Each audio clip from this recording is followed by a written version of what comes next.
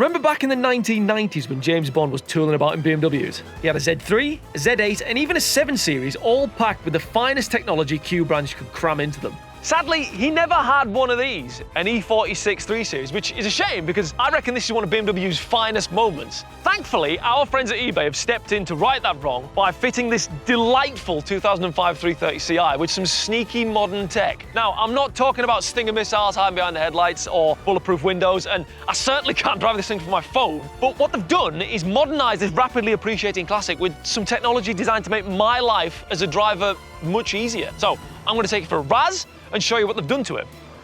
Do pay attention, 007.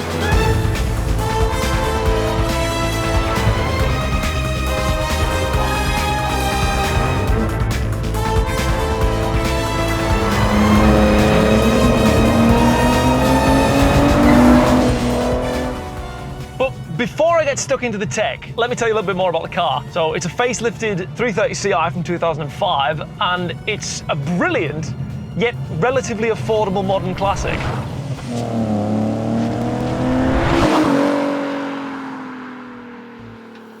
Granted, it's not the fabled E46 M3, but it's almost there, and I reckon this is far easier to live with day to day. It's not as firmly damped, nor is it as frantic when you put your foot down, which makes it more approachable to fling down a twisty road like this. You get a brilliant 6-speed manual gearbox, it's got a wonderfully balanced rear-wheel drive chassis, and a sonorous straight-six engine. Yeah, it's a bit smaller than the M3s, and it's only got 242 horsepower rather than 343, but it's still brilliant. It also sounds absolutely brilliant. eBay managed to find a car that has a rowdier exhaust and a noisier intake, so everything that you're hearing is all mechanical. Not those stupid Gran Turismo PlayStation noises you get from modern BMWs through the speakers. I mean, oh, listen to it!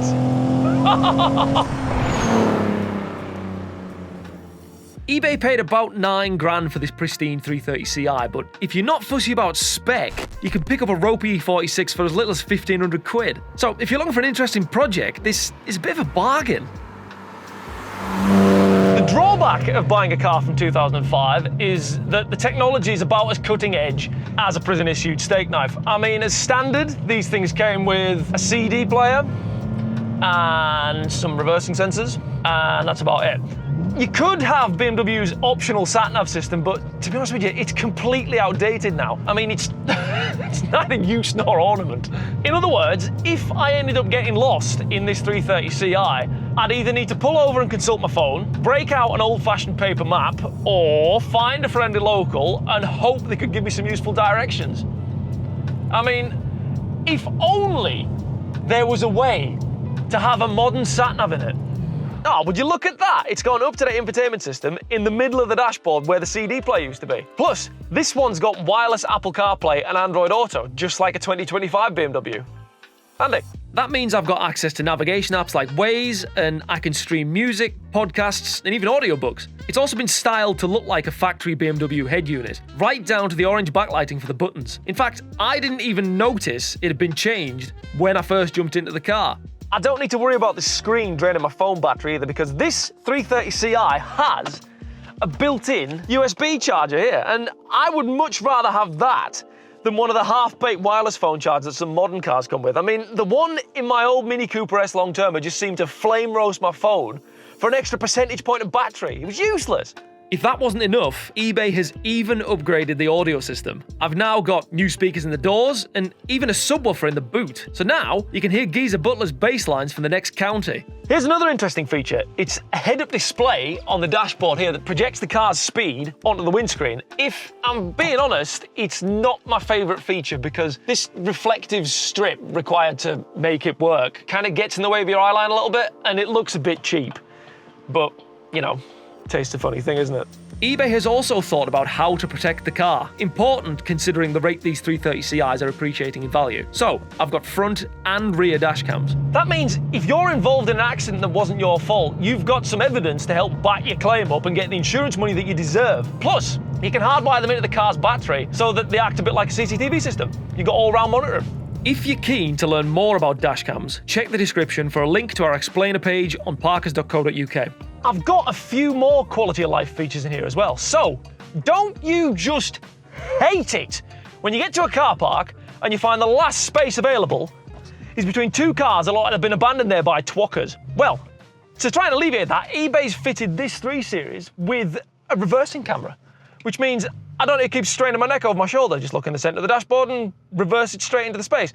I mean, if I'm being brutally honest, this car's probably small enough to not need one. I mean, it's got decent sight lines, but it helps when you're trying to avoid kamikaze pedestrians in car parks.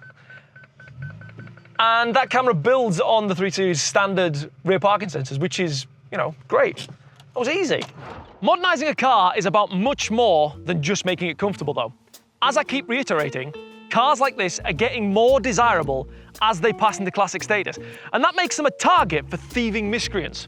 However, even if your friendly neighbourhood car thief makes it past this E46's door locks, eBay has hidden a tracker somewhere in the car. I said eBay has hidden a tracker somewhere in the car. That means even if it's nicked, you should be able to get it home relatively quickly. Now, I've never really been a BMW man. I've always preferred Alphas, but having spent a day in this, I'm starting to get it. Even though this thing's 20 years old, oh Christ, it can still dance like a new car. It's fantastically balanced. I mean, it's not mine, so the traction control is very much on, but if it wasn't, it would be skating about these corners like an absolute drift missile. I love it. So, cars of this age can sometimes feel a little bit baggy. All the bushes in the rear suspension are generally short and the steering's really sloppy, but eBay's done such a good job of finding this. It's as tight as a drum. The rear end's really well controlled. There's no squeaks or rattles. There's no knocks from any of the front suspension components because all the the rubbers are worn out. It's really good. And to be honest with you, if you're gonna do this yourself at home, this is how I would advise you do it. You find a good car that doesn't need a lot of work, and then you just make it yours. There's another thing that I miss about old cars, and it's the way that they ride. Bear in mind, this thing's 20 years old, and this thing rides better than my brand new BMW M135 long-termer. It's because it's on sensibly sized alloy wheels. The dampers are only just firm enough to stop the body from falling over when you throw it at a corner, and it's light. This thing weighs less than 1.5 tons. So there's no master control in the chassis. Honestly, we've gone backwards. How have we gone backwards?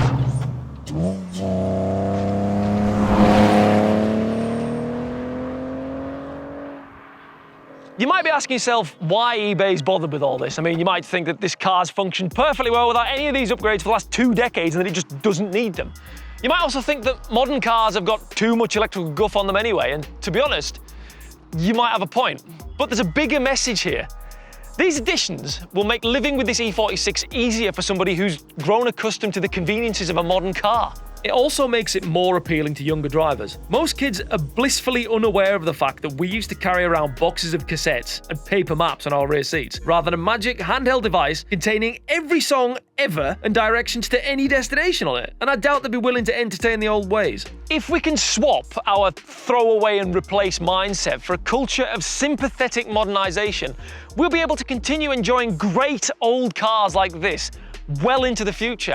And we'll be looking after the planet by doing so. I mean, it's a win-win as far as I'm concerned. What's more, you're getting all this digital age technology in a car from the very peak of the automotive industry's analog era. That means this car's fun to drive as well as convenient to live with. Honestly, I can't see any downsides.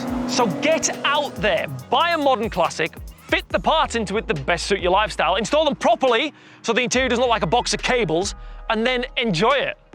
You can do it all for the fraction of a cost of a PCP deposit, and you'll look forward to your commute rather than dread the monotony.